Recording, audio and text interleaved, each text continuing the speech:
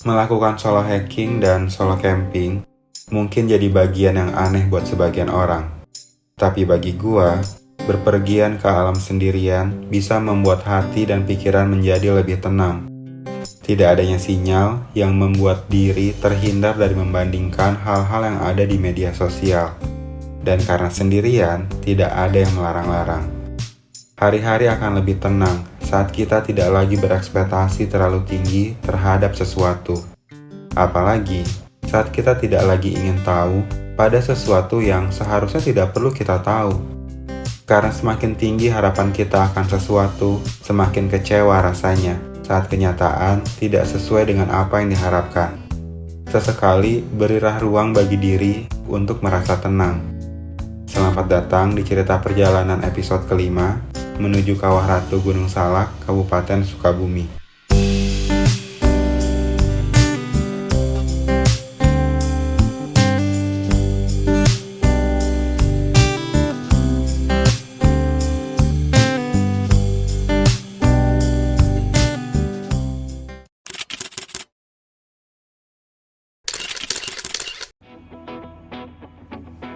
Di cerita perjalanan kali ini, gua akan sedikit mendaki ke Kawah Ratu Gunung Salak. Ini akan menjadi pengalaman pertama gua solo hiking dan camping di tempat yang lumayan jauh dari adanya kehidupan. Sebenarnya agak deg-degan ya, karena Gunung Salak terkenal dengan angkernya.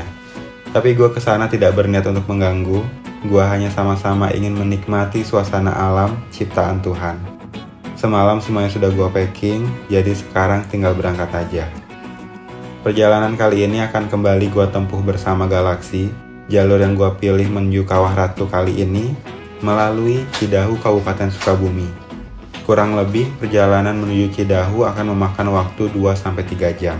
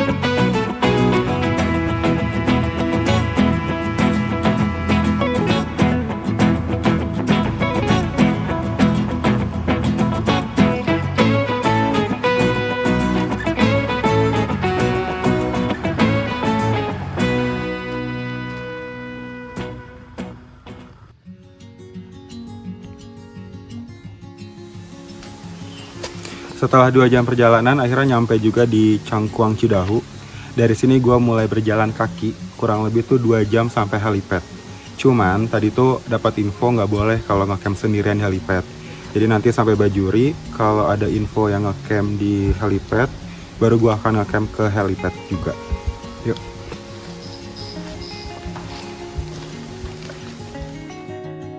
Seperti biasa, hal pertama adalah hal yang membuat deg-degan. Terlalu membayangkan kalau ini gimana dan kalau itu gimana. Padahal, jarak dari pos Bajuri yang ada warungnya ke helipad itu hanya 30 menit. Jadi sebenarnya, kalaupun terjadi apa-apa, gua tinggal lari aja. Tapi yang namanya manusia ya kan, bohong banget kalau bilang gak punya rasa takut dan khawatir.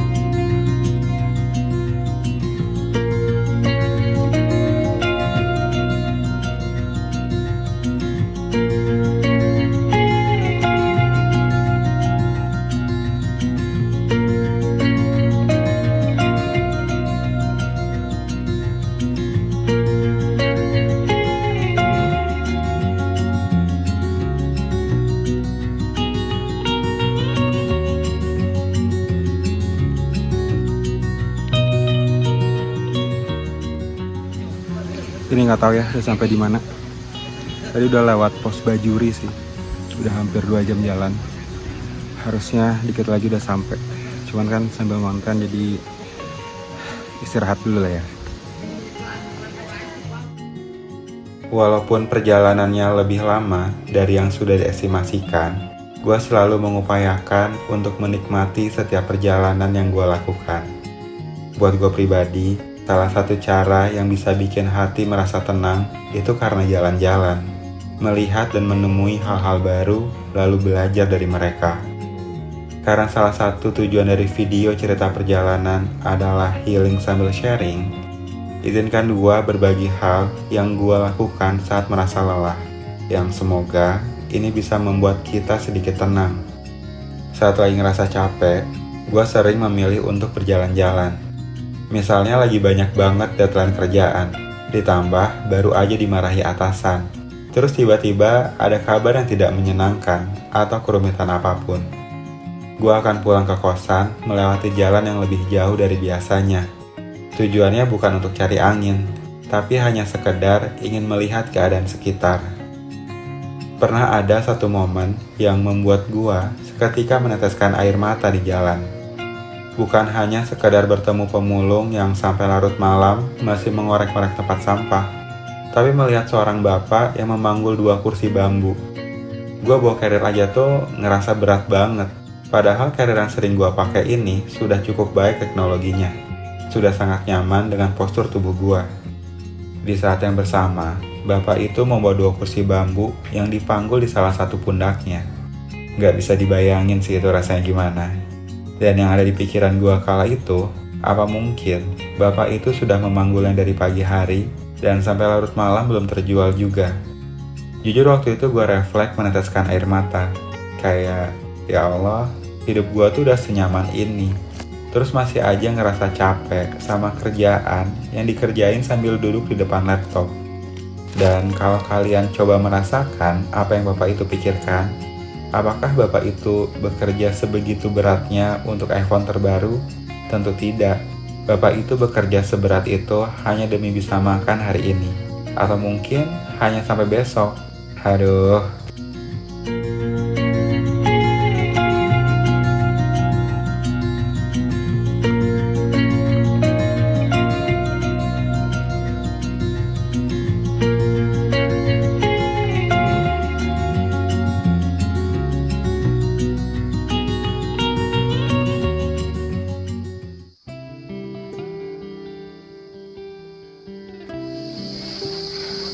Akhirnya nyampe juga di helipad.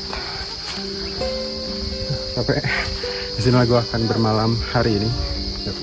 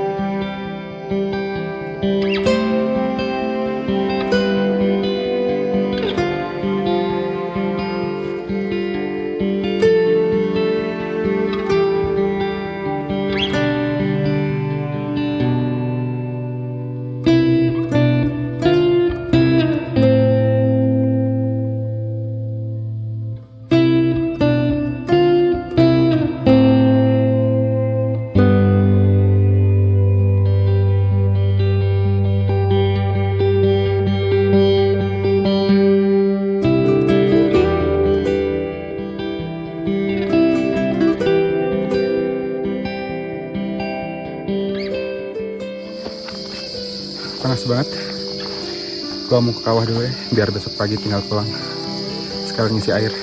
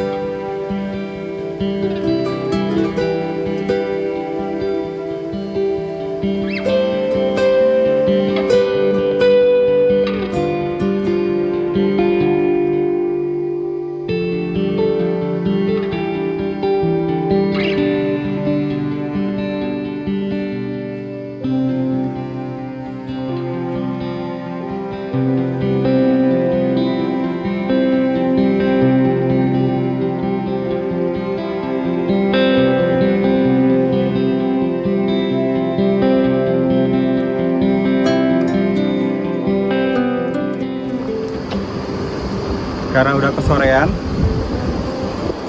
udah nggak ada siapa-siapa lagi di bawah, jadi gue nggak akan turun.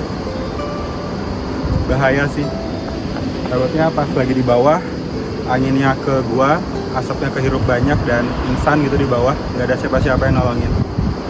Jadi resiko sekecil apapun perlu dipertimbangkan dengan demi sebuah gambar. Kita ngabain sebuah resiko, karena setiap perjalanan itu tujuannya adalah kembali pulang.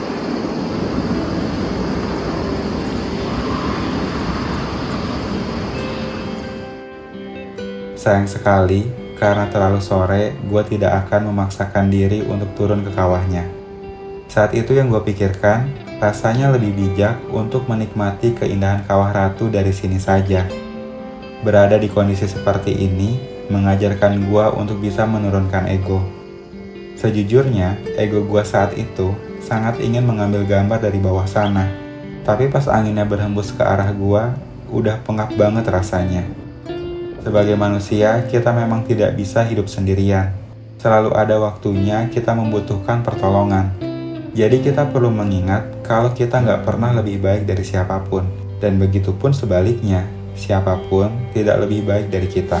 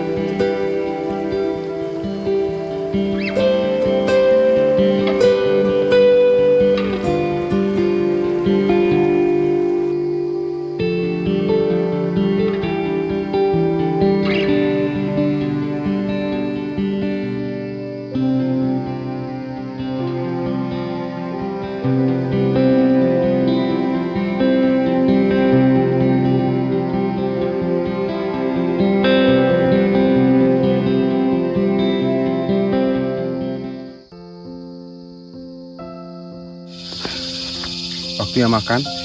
Jadi sebenarnya banyak banget yang nyaranin untuk buat konten tentang makan. Ternyata udah disiapin. Udah bawa cabai.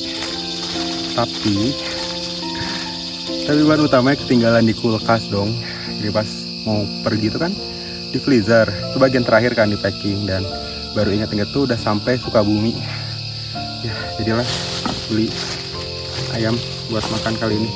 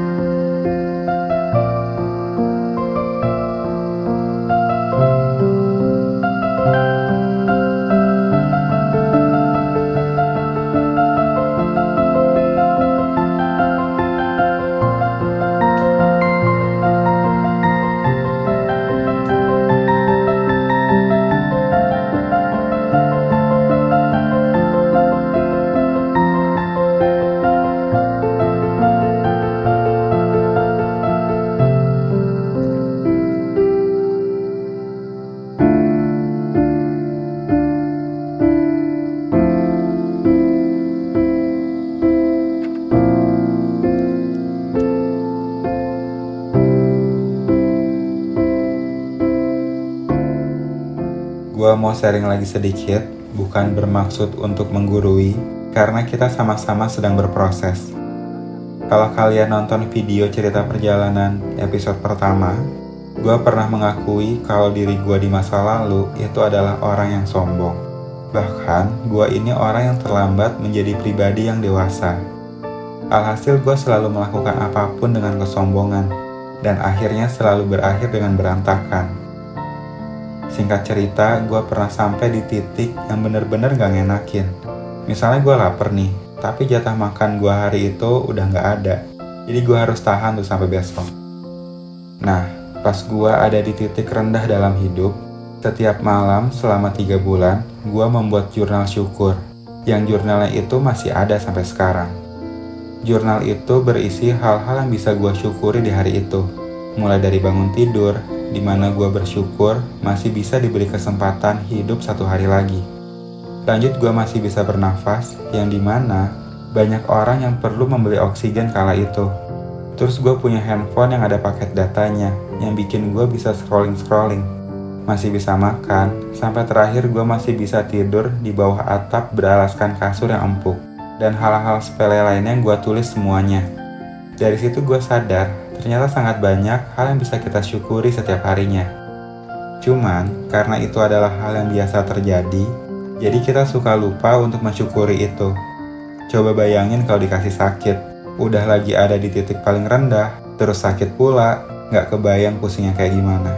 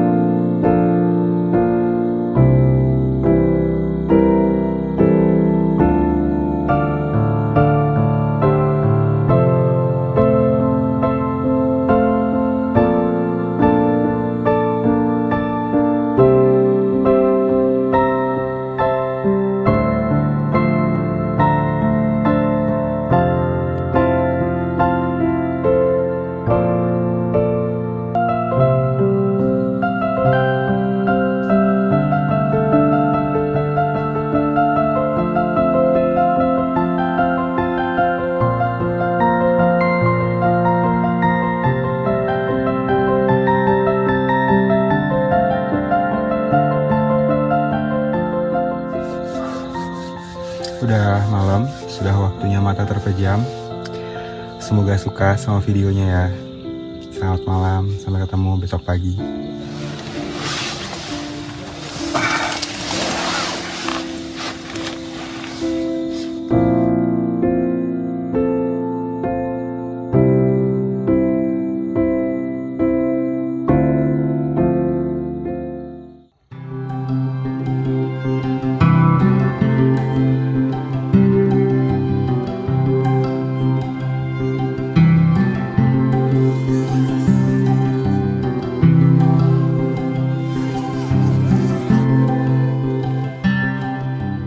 Pagi pun tiba, dan kita sudah sampai di akhir dari video cerita perjalanan episode kelima ini.